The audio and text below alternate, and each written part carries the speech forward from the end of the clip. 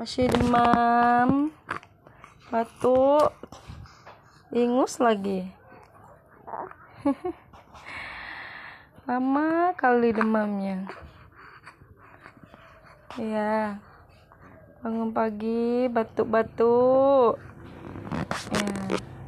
Ya, ada yang samaan nggak sih Bun? Kalau anaknya demam, ibunya bener-bener cemas atau khawatir.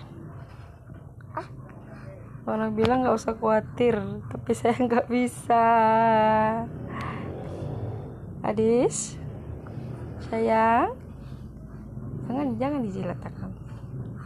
Adis, nggak mau nak, sini nak.